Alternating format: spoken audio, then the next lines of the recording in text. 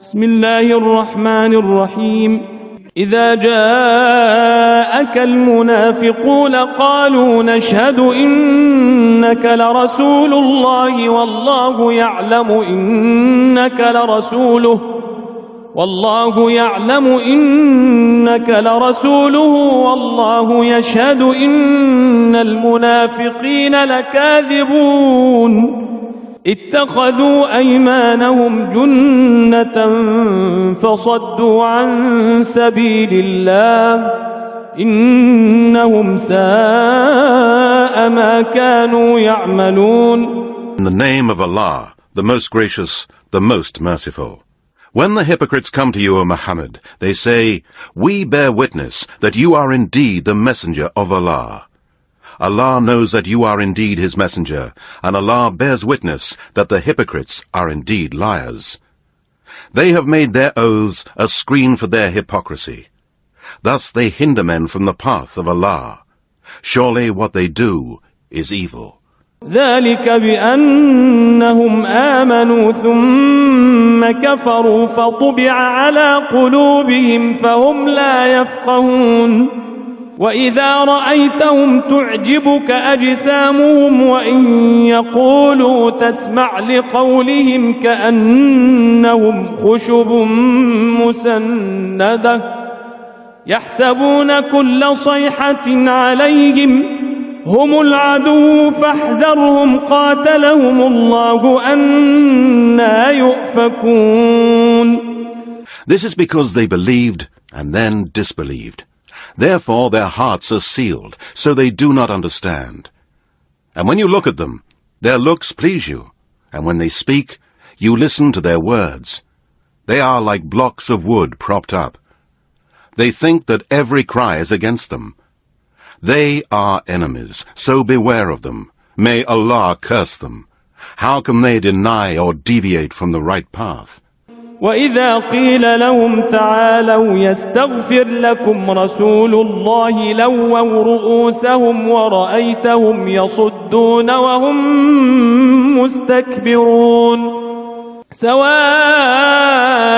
عَلَيْهِمْ أَسْتَغْفَرْتَ لَهُمْ أَمْ لَمْ تَسْتَغْفِرْ لَهُمْ لَنْ يَغْفِرَ اللَّهُ لَهُمْ إِنَّ اللَّهَ لَا يَهْدِي الْقَوْمَ الْفَاسِقِينَ. And when it is said to them, "Come, so that the messenger of Allah may ask forgiveness from Allah for you," they turn their heads aside, and you see them turning their faces away in pride. It is equal to them whether you, Muhammad, ask forgiveness or do not ask forgiveness for them. Surely Allah does not guide the people who are rebellious and disobedient. هم الذين يقولون لا تنفقوا على من عند رسول الله حتى ينفضوا ولله خزائن السماوات والأرض ولكن المنافقين لا يفقهون. They are the ones who say, "Do not spend on those who are with Allah's messenger until they desert him." To Allah belong the treasures of the heavens and the earth, but the hypocrites do not comprehend.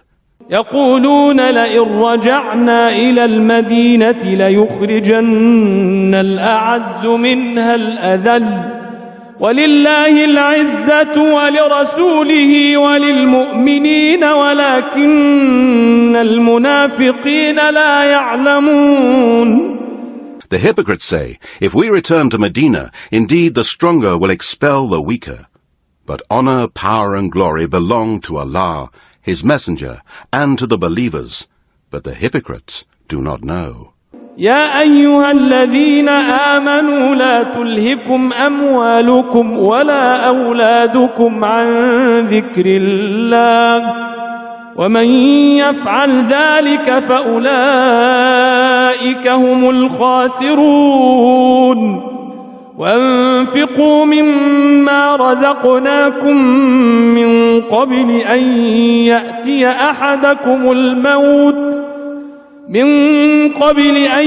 يأتي أحدكم الموت فيقول رب لولا أخرتني إلى